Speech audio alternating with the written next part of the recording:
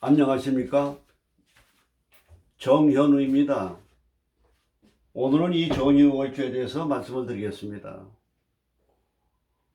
말씀을 드리기 전에 운명 개척 비결에 대해서 잠시 말씀을 드리겠습니다. 역학이라고 하는 것은 그 사람의 성향, 성격, 그 사람의 재능, 그런 모든 것을 살피는 게 역학입니다. 사람은 연월일시 태어난 사주팔자에 의해서 태어날 때 의항하면서 우주의 자장에 기가 들어갑니다. 그 양기가 많이 들어간 사람, 예를 든다면 갑병무경님이 많고 사주에 목화가 많으면 양의 체질이에요. 을정귀신계가 많고 그러면 음의 체질입니다. 양인 사람은 적극적이고 음인 사람은 소극적이고, 양인 사람은 낙천적이고 진취적이고, 음인 사람은 소극적이고 치밀하고 꼼꼼합니다. 그래서 모든 매사가 자기의 성향에 따라서 장단점이 있어요. 우리가 인생을 살아가면서 자기의 성향을 분석하고 자기 성향을 절제하고 수양하고 개선하는 그런 노력의 마음가짐이 필요해요. 근데 대다수의 사람들이 자기 성격대로만 살아가요. 자기의 성격을 내우치고 반성하고 개선하려고 하는 그런 명상과 생각과 노력과 의지력이 없어요.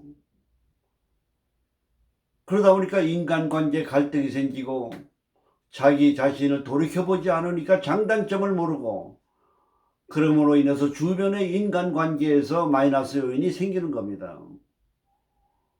자기의 성향은 어떤 것이고 지금 자기의 생활 태도나 하는 일이 자기의 적성과 자기의 모든 진로와 자기 인생의 모든 앞날을 내다볼 때 현실적으로 적절한가 하는 것을 항상 자기 자신을 돌이켜볼 필요가 있는 겁니다.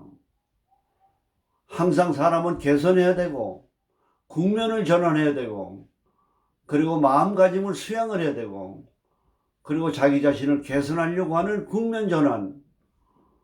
이제 우리는 앞으로 이 변화가 많은 이 시대 속에서 살아갈 때에 이 마음가짐이라고 하는 이런 것이 중요한 것을 우리가 역학을 배우면서 우리가 수양을 해야만 하겠습니다. 정이라고 하는 건 불화자입니다. 다정다감하고 정하라고 하는 건 감성이 많습니다. 그 불이라고 하는 건 양기에 속합니다. 그리고 불이라고 하는 건 예술적이고, 그리고 정화라고 하는 거는 정임합이라고 하는 음란지합이 있습니다. 그래서 남녀간의 정화월주에 태어난 사람은 여자로 말하면 색전이고 남자로 말하면 정력이 강한 겁니다. 그 때문에 감성 조절이 필요하고 남녀관계 이성교제에 좀 조심하고 주의할 필요가 있다고 보는 겁니다. 병화라고 하는 것은 탱하고 강하고, 정화는 부드러운 음화이기 때문에 속삭이는 말을 잘합니다. 그래서 연애의 달인이에요. 더군다나 밑에 도화를 깔고 앉았습니다. 도화라고 하는 건 뭐니까 우리 몸의 자율신경의 호르몬 분비가 잘 되는 거예요. 그러니까 성적 욕구가 굉장히 강한 그런 기운을 타고난 겁니다. 그것이 나쁜 건 아니에요. 영웅은 호색입니다. 인간의 모든 에너지는 어디서 나오느냐? 건강의 모든 생명력과 추진력에는 이 성적 호르몬과 에너지에서 나오는 겁니다. 그래서 에너지의 흐름이 많다고 하는 것은 활동성이 강하고 의지력이 강하고 적극적이고 진취적이고 행동적이라고 볼 수가 있기 때문에 강하다고 보는 겁니다. 그래서 은의 달에 태어나면 소극적이라고 보면 안 됩니다. 이게 불이라고 하는 양기를 가지고 있는 겁니다. 병화라고 하는 건 큰 불이고 정화는 약한 불 같지만은 이 촛불 하나가 산하를 불태울 수가 있습니다. 산하를. 그리고 초라고 하는 건 뭡니까? 감상적이에요. 교회나 절에서 예배를 보고 이렇게 볼 때 뭡니까? 촛불을 켜놓지 않습니까? 엄숙한 데가 있습니다. 낭만적인 데가 있습니다. 인생으로 말하면은 여자나 남자나 멋이 있는 인생이라고 볼 수가 있습니다. 이게 아버지 자리에 속합니다. 그럼 아버지는 뭐냐?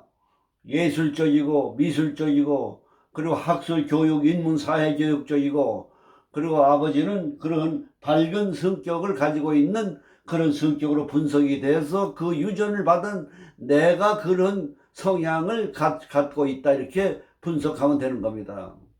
유라고 하는 건 도화입니다. 도화. 도화는 월지도화입니다. 어머니가 도화입니다. 우리가 알아두실 건 뭐냐면 월지에 도화를 깔고 있으면은 그 딸 시집 잘 간다 하는 얘기가 전해져 내려옵니다. 예를 들면 엄마가 좀 더 개방적이다. 그럼 발이 넓어요. 엄마가 지나치게 보수적이다. 그러면 발이 좁고 폐쇄적이에요. 그게 발이 넓어야 혼초가 많이 들어오는 겁니다. 그런 연으로 추리해 볼 때 월지도 하면은 그 딸 시집 잘 간다고 하는 얘기가 어울린다 이렇게 볼 수가 있는 겁니다. 유라고 하는 건 8월에 해당이 됩니다. 우리가 항상 사주를 감명할 때 알아야 될 건 뭐냐? 금이 바로 돈입니다. 금이 돈이에요. 금이 돈입니다. 그러니까 사주에 금이 없다. 그러면 돈이 없는 거예요. 그러니까 돈이 없다는 건 뭐냐? 돈에 대한 기운이 약한 거예요. 화가 너무 많다. 그러면 이 사람은 뭡니까? 돈을 극하고 밀어내는 그런 기운을 가지고 있는 겁니다. 그러다 보니까 재물운이 약한 거예요. 돈 들어오는 걸 밀어내요. 그 기가. 금이 있는 사람은 돈이 들어오는 기운이 있어요. 그래서 무슨 일이든지 돈 버는 일과 돈 버는 사업과 돈 버는 어떤 생각에 기운이 천우신조하는 겁니다. 그 원인은 어디서 오냐? 마음이 그런 기운에 따라서 신이 변하는 겁니다. 신. 그래서 일체유심조로다 하는 겁니다. 일체유심조. 마음이 길을 지배하는 거예요. 그 다음에 유라고 하는 건 뭡니까? 8월이니까 계절. 항상 역학은 뭐냐? 계절이라고 하는 걸 생각을 하셔야 돼요. 인묘, 진사, 오미, 신유, 수레 해가지고 1, 2, 3, 4, 5이 가고 하루는 자시부터 시작하고 1년은 2월부터 시작을 합니다. 그러니까 자시부터 시작한다는 건 뭐냐? 1년 중에서 자월이 지나면은 그건 벌써 해가 바뀌는 기운으로 다음 해로 넘어가는 겁니다. 금년이 경자년 아닙니까? 그럼 벌써 금년의 기운은 끝나고 내년의 기운으로 벌써 접어들고 있다고 봐야 돼요. 그래서 이 전유라고 하는 걸 가지고 있는 사람은 뭐냐? 예술적이고 교육적이고 학술 문화적이고 미술적이고 그런 면에 소질이 있고, 그 다음에 이 8월이라고 하는 건 뭡니까? 열매를 맺는 겁니다. 열매를 맺는 결실의 계절이에요. 착실하고 경우가 밝습니다. 닭띠월에 태어난 사람은 직장생활, 조직생활에 있어서 모범적이에요. 예절도 밝고 경우가 밝아요. 경우가 밝은 대신 무슨 단점이 있느냐? 남이 경우 없는 게 잘 보인다는 얘기를 했습니다. 항상 우리가 인간관계의 음양학을 통해서 보면은 모든 거는 양면성이라는 걸 아셔야 돼. 양면성. 예? 양면성이 있냐, 하나의 단점이 있으면 단점이 반드시 있습니다. 남자는 양이기 때문에 금수가 많은 게 좋고, 여자가 음이 많기 때문에 목화가 많은 게 좋은 겁니다. 일반적으로 사주 흐름이에요. 목화가 많은 사람이 목화가 많다. 그러면 단명할 가능성이 높은 겁니다. 건강관리를 잘 하셔야 돼요. 심근경색이라든지 심장질환이라든지 고혈압 같은 거를 조심해야 됩니다. 음이 많은 사람이 또 음이 많다. 그러면 냉대하, 신장, 방광, 폐렴 이런 거를 조심해야 되는 겁니다. 우리 인간은 소우주예요. 우주의 자장과 계절과 기후의 변화에 연결교류에서 12지지 천간의 기의 변화에 따라서 반응을 일으키면서 우리의 신체의 변화가 나타나는 겁니다. 콜록콜록하고 찬바람 불면 감기 걸리고 이런 사람 왜 오래 사느냐? 콜록콜록하고 약 걸린 사람은 면역 기능이 발달되게 되어 있습니다. 몸이 튼튼하고 건강한 사람은 면역 기능이 발달되어 있질 않아요. 왜 그러냐? 스스로 잘 돌아가고 건강하니까 면역 기능이 열중시하고 자고 있는 거예요. 그래서 튼튼한 사람, 건강하고 병 한 번 앓지 않는 사람이 급사를 하는 겁니다. 이걸 잘 아셔야 돼요. 기의 변화가. 우리가 역학을 배우면서 날마다 우리는 변성하고 날마다 자기를 돌이켜보고 자기를 헤아리고 자기의 인생에 있어서 뭔가 자기의 생활 태도 혹은 시간의 효과를 얼마나 잘 조절하고 있느냐, 상황과 환경을 자기 자신이 분위기를 잘 봐야 됩니다. 분위기도 국가 경영도 마찬가지예요. 분위기 상황과 모양을 봐야 돼요. 안정적인 행정부의 운영을 위해서 뭡니까? 청와대나 정부나 각 부처가 수도 서울에 한 군데 집중적으로 돼 있어가지고 안정적으로 경영을 해야 되지. 정부가 지방에도 가 있고 서울에도 있고 이렇게 하게 되면은 분산에 돼 있는 겁니다. 안정적인 분위기가 돼 있지 않는 거예요. 그게 풍수질입니다. 자기 가정에서도 마찬가지예요. 모든 것이 안정적인 기운의 상태로 모든 것이 운영되고 있는가를 봐야 됩니다. 집안의 정리정돈 하나만 잘해도 기가 바뀌어요. 기가 바뀌면 뭡니까? 게으름이 없어지고 하기 싫은 걸 하게 되고 짜증을 안 내고 성질을 안 내고 자기가 순리적으로 원만하게 인간관계를 풀어가게 되는 것입니다. 요 전유월주가 갑의 날에 태어났다. 갑은 나무가 됩니다. 나무, 갑목은. 그래서 요 갑의 날에 목의 날에 태어난 사람은 목생합니다. 목생하는 뭡니까? 상관입니다. 상관이라는 건 뭡니까? 말을 잘하고 표현력이 좋아요. 표현력이 좋은데다가 말을 잘하니까 구설수가 많을 수가 있는 겁니다. 그러나 은영로가 표현력과 머리가 좋으니까 그걸로 인해서 말로 벌어먹고 사는 직업이다 이렇게 보는 겁니다. 그래서 부동산 공인 중개사라든지 브로커라든지 사회교육 강사라든지 교육가라든지 정치가라든지 이런 쪽으로 유명하다고 볼 수가 있는 겁니다. 근데 이게 관성을 깔고 있습니다. 이게 관성도화예요. 그리고 관직으로 유명합니다. 관직으로 뭐냐? 관성도하면은 정치인이나 연예인이나 도화가 있어야 대중적 인기가 있어요. 그럼 정관적이 되기 때문에 관직으로 목의 날에 태어난 사람, 갑의 날에 태어난 사람은 크게 성공할 수가 있는 겁니다. 명예운이 좋다고 볼 수가 있어요. 근데 여기에 을의 날에 태어났다. 을.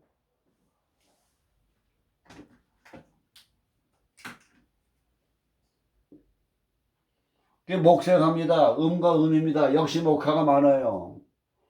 목화가 많으면 뭡니까? 명랑해요. 활동적이에요. 향상적이에요. 정열적이에요. 그리고 목생화 수단이 좋고 머리가 좋고 임기응변이 잘합니다.